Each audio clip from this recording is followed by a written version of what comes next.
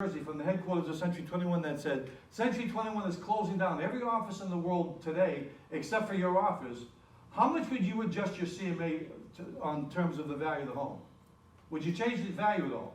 So what you're saying is that the entire world of Century 21 doesn't contribute 1 penny to the homeowner either way. And yet you talk about C21, right? As if it was relevant. I don't think it's relevant that we're part of Home Services of America. But sometimes you've got to play the game, because I don't think that that's going to make a difference in terms of whether a buyer's going to want to buy the home. I don't think any buyer's going to say, gee, we were thinking of buying another home, but now that we see this contemporary has some connection to Home Service of America, even though we don't have that 4th bedroom, we're going to buy it. Is that ever going to happen? And yet in this industry, do people spend a lot of time on hyperbole, talking about things that mean nothing? So I'm saying to you, if you have to play the game of who sells the most homes, which is absolutely irrelevant. It's absolutely irrelevant, but if you have to play that game in competition, now you can play that game better than anybody. Because you are part of the largest real estate organization in the history of the world. And you can bring that up in listing presentations. And you can basically say, in form of disclosure, I need to disclose we're not only a sister company of Berkshire Hathaway, we're part of Home Service America. We sell more homes than anybody in the history of the world as a network, although I know that means nothing to you unless we get you the best results. So now you can play that card. Now, I'm curious, how many of you think yet sometimes you might play that card? May I see your hands? Okay, great. A lot of you will, a lot of you won't. Next point here. Realogy owns C21, Coldwell Banker, Century 21, Sotheby's, Better Homes and Gardens, and the Corcoran Group. They've got a $5 billion cap on Wall Street. How do they get, do you think the executives want to see the stock go up in the company? Of course. How do they get the stock to up? They get more investment into the stock market. How do they get more investment into the stock market? They try to convince Wall Street that their brands are very powerful. How do they try to convince them? They do research. Who does the research for them? Millard Brown. Millard Brown did the research for them. This is in the C21 franchise offering. They said, we did surveys across the country. Century 21 is the most recognizable name in real estate. That shouldn't surprise anybody. They're in 50 states. They've been around for 50 years. They've got 137,000 agents. RE/MAX came in second. Ditto, ditto, ditto. When I saw that Real Living came in third, I thought it was fake news. How could Real Living possibly come in third in the industry? Now, I want to ask you, but this is done by a third-party company that's used in, that has to be legally vetted. And as Rosalie knows, as the former president of Prudential and overseeing all operations for Berkshire Hathaway and Real Living, everything we do has to go through our legal department. Everything Realogy has to go through their legal department. So this is legally vetted. So why do you think Real Living came in as the 3rd most recognizable brand in the real estate industry? Anybody? Why do you think? Affiliation, anybody else? Do you have any thoughts? Hello, are you here? More signs out there. More signs than, no, we don't have the most signs though. We only have 3,700 agents. Go ahead. I think that maybe there are more offices back east, or maybe... No, we don't.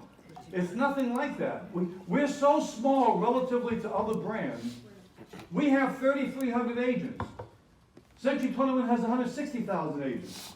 Coldwell Banker has 120,000 agents. They're 10 times larger. They've got 10 times more signs. And there's no market in the country that we dominate. Yet Coldwell Banker is way down the bottom. Better Homes and Gardens is way down the bottom. Why do you think we came in third? The people who are willing to talk about it. Recognizable terms. The name.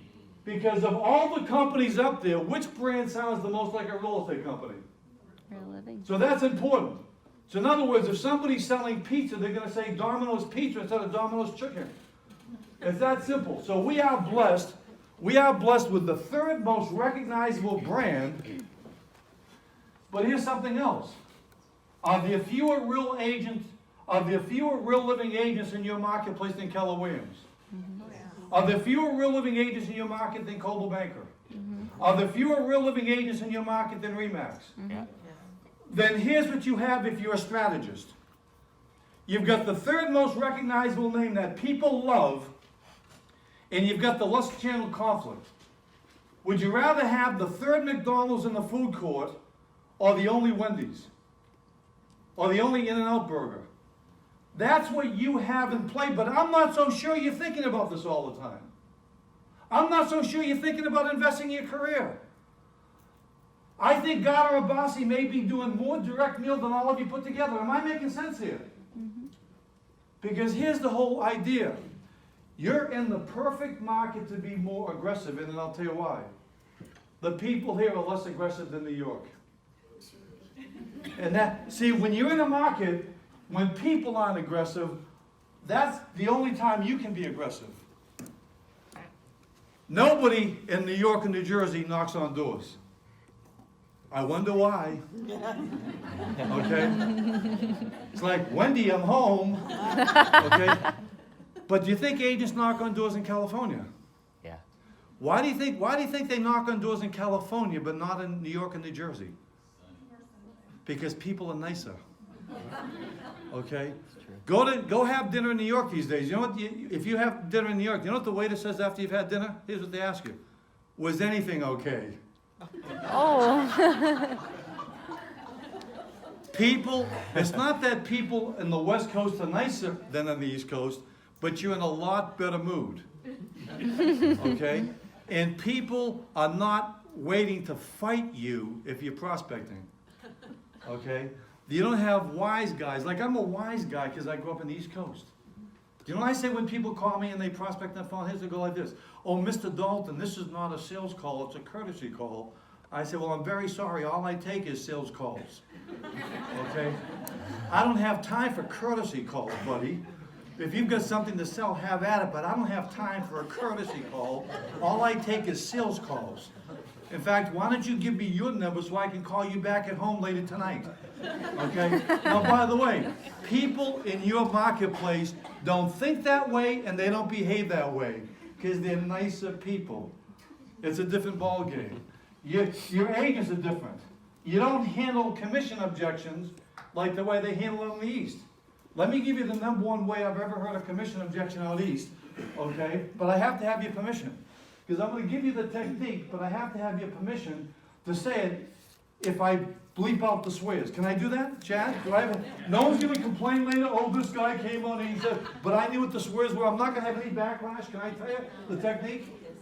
Here's how she handled it. She's the number one agent. You can Google it. She gives me permission. She's proud of this. Her name is Michelle Koskiasali. She's the number one agent for Coldwell Banker in the Northeast. She was in my office one day, and she goes, Allan, I have this builder. He wants me to throw $5,000 in at the closing. I have to call him back and tell him I'm not going to stand for that. I said, go ahead, use my office, right? And turn off this video, please, for this now. Turn this off. Different offices. And one time at one office, they said, we can't get through to this homeowner because her teenage daughter keeps intercepting the call and she won't put the call through to her mother, and it was an expired listing and a single parent.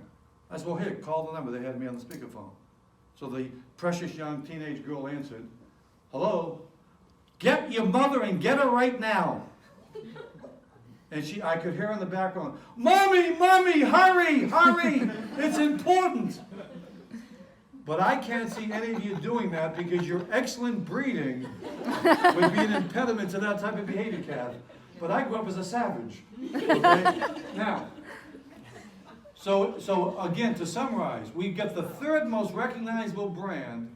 The people are dying to do business with us. And you've got to bring the brand that they love into every single equation. That's what you've got to do. Now, let's move on. We're a B2C company. That means we're a business-to-consumer company. Leadership. Let's look at the leadership of Real Living. Gino Bufari, number one agent in Northern California, number one president of C21 in the world, built Intero from scratch to the 7th largest company. Now he's on our coaching faculty.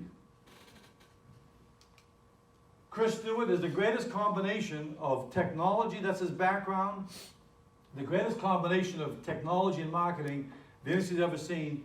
He is now the vice chairman of Real Living.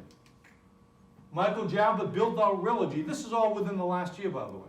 Michael Jabba built out Realogy all over Europe. He's obsessed now with growing Real Living. Myself, Teresa Palacio Smith was the former president of NAREB, and the one and only Rosalie Warner, who was the former president of Prudential Worldwide of their real estate operations, who's here today. Let's give Rosalie a hand. And for those of you, how many went to the convention? Did you like the convention? It was all Rosalie and Denise. They made that connection. Okay, that convention. The next here. The next. The leader in customized real estate, the power of us, I'm going to move on. Service, you all know about that. I'm going to move on. We got a lot to cover. Diversity, we're going to move on. I want to see every Real Living member over the next 2 years have a banner at every office, the home of lifestyle advisors. I'll tell you why this is so important. When I resigned from Realtor.com to start Town Advisor, a few years later, a company called News Corp called me. They were on the verge of investing $1 billion to buy Move, which I changed the name from Homestore to Move. I did that, but they called me.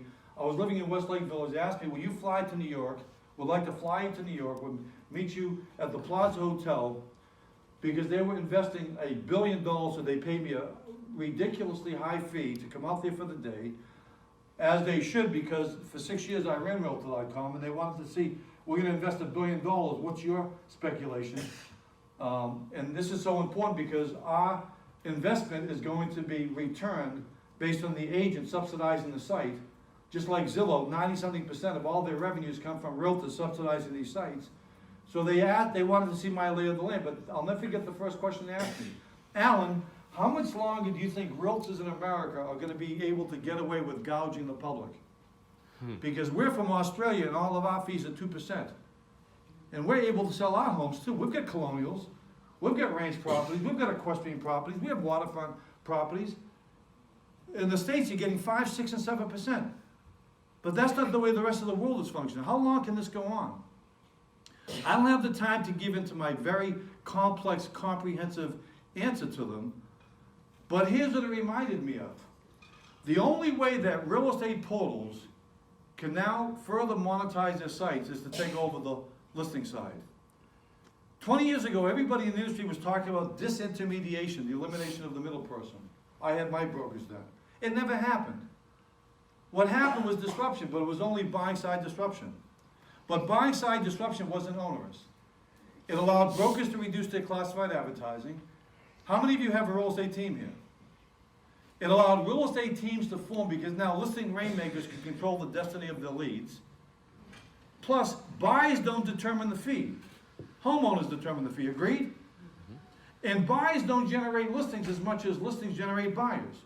So buying side disruption, where now 95% of people begin their search online versus an open house, floor time, sign on the sign rider, that wasn't damaging. Now the only place these third-party portals can go is to monetize the listing side. And they're going to go after home sellers based on two premises: lower fees and higher ratings. And the people that have a lot of listing side influence, that's going to be radically diminished and disrupted unless we make changes. I'm going to show you the changes we have to make. What Real Living's answer is ahead of the whole industry. And I'm going to show you what that is before the end of this morning, okay? And, but one thing is that this, over the last 5 to 10 years, with every passing day, more realtors than ever for the first time say this: I don't sell real estate, I sell lifestyles. Or I'm a trusted advisor. Would you agree with that?